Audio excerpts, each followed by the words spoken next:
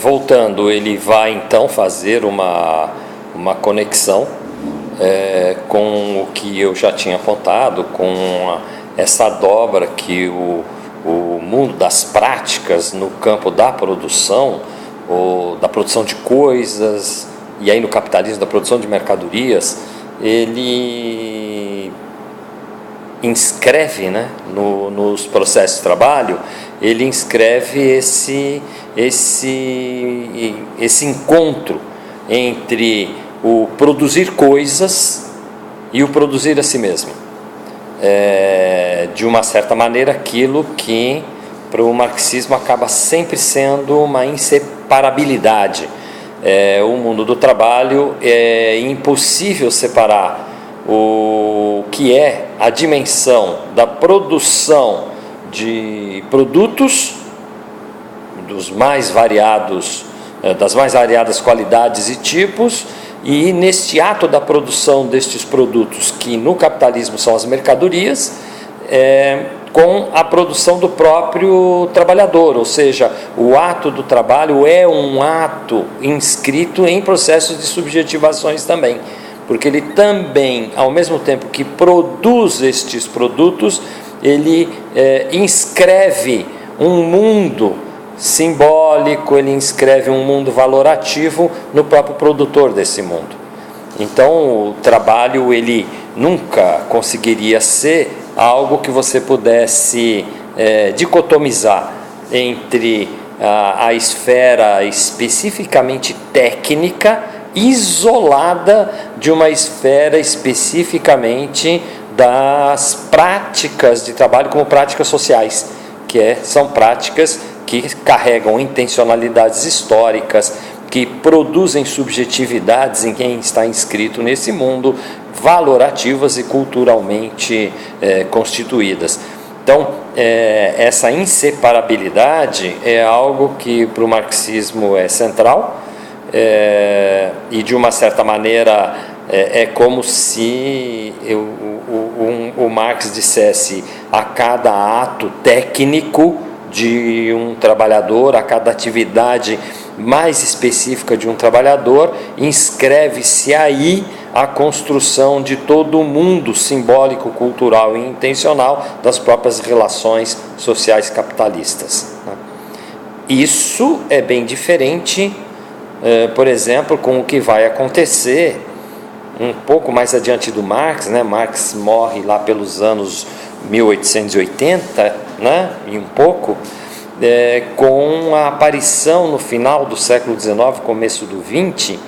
de alguns pensadores que vão trabalhar com estratégias de organização das fábricas, como o Fayol, o Taylor, né? E o Taylor é fundamental nisso, que vão procurar desgarrar essa inseparabilidade, né, de que o pensamento do Marx gera sobre as práticas no mundo do trabalho, e eles vão tentar desgarrar a dimensão mais técnica da produção das outras dimensões. Então o Taylor vai fazer um esforço gigantesco em tentar isolar e criar uma certa teoria geral das práticas produtivas, né? Repara, né, voltando um pouco ao tema da atividade, como que os processos de trabalho no marxismo, se eu for tentar pensar a atividade do trabalhador, qualquer que fosse ela, num pensamento marxista sobre o mundo do trabalho, a atividade do trabalhador é sempre uma prática social. Pouco importa se ela é uma atividade técnica específica, às vezes de apertar um botão de uma máquina,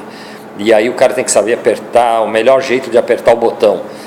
Para uma concepção marxista, há uma inseparabilidade entre essa capacidade técnica de fazer isso e isso ser uma prática histórica, social, cultural, valorativa, simbólica, muito bem definida, né? O Taylor vai tentar separar essas coisas. Então ele vai tentar construir uma teoria geral das organizações, uma teoria geral das fábricas, e responder como é a melhor forma de aumentar a produtividade na fábrica. e ele vai procurar fazer uma separabilidade disso. Ele quase que vai dizer que existe uma dimensão de atos técnicos em si, separado de todos os outros componentes, e que eu posso normatizar isso e, de uma certa forma, escolher o melhor trabalhador para o melhor ato. Ora, essa construção imaginária, porque é uma construção imaginária, ela tenta destruir aquilo que para o marxismo é uma inseparabilidade,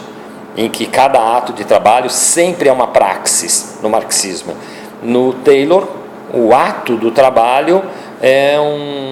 uma combinação entre ação e movimento, né? num tempo definido. E aí a melhor combinação da ação-movimento num tempo definido, como um ato produtivo, é aquilo que deve ser normatizado como o melhor caminho de produtividade do trabalho.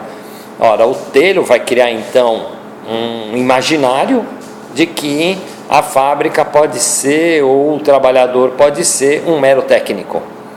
um mero possuidor de uma competência de um ato produtivo específico. O Marx diria que isso é uma construção ideológica, capitalística, altamente interessada na despolitização do trabalhador e que aumentaria, segundo o próprio Marx, uma visão mais fetichista ainda do trabalhador sobre o que ele significa na construção do modo de produção capitalista, né? É como ele diria que o Taylor teria inventado uma máquina forte de aumentar o grau de alienação do trabalhador no mundo do trabalho. Mas acontece que essa visão taylorista da tecnificação, ela vai ter uma influência muito grande, como veremos depois, sobre a própria noção mais reduzida, no meu ponto de vista, sobre o que seria uma atividade no mundo do trabalho. O taylorismo ele vai se hegemonizar muito na organização dos processos de trabalho durante o século XX,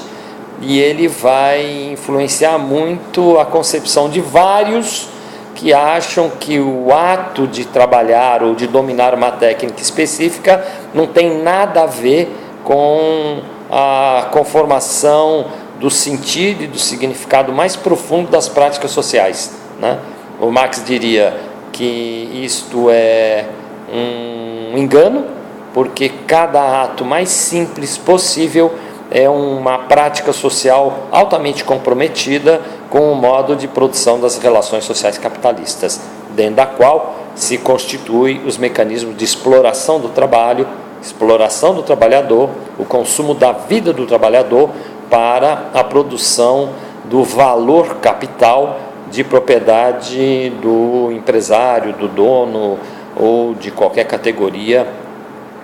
em relação a isso que toma posse para si deste valor capital que o trabalho produz. Isso é importante porque isso vai influenciar depois muito o campo discursivo de vários territórios profissionais. Em vários desses territórios profissionais a gente vai ver a emergência de uma discussão sobre a formação da competência do profissional na execução de certas atividades e tratando como se pudéssemos desgarrar um componente do outro. Para avançar, inclusive nesse debate, eu vou, num próximo momento, explorar mais a partir da própria concepção marxista e da própria concepção taylorista sobre o trabalho, um pouco o que eu chamo dessa micropolítica do mundo produtivo, que é tentar compreender essas categorias que eles vão usar, tanto o Marx de um lado quanto o Taylor do outro, como é que o mundo do trabalho é uma micropolítica e que consequências eles tiram a partir daí para a gente poder voltar à temática que nos interessa, que é a temática das atividades, né? E como elas vão se inscrever nos diferentes campos discursivos, como eu apontei no primeiro vídeo.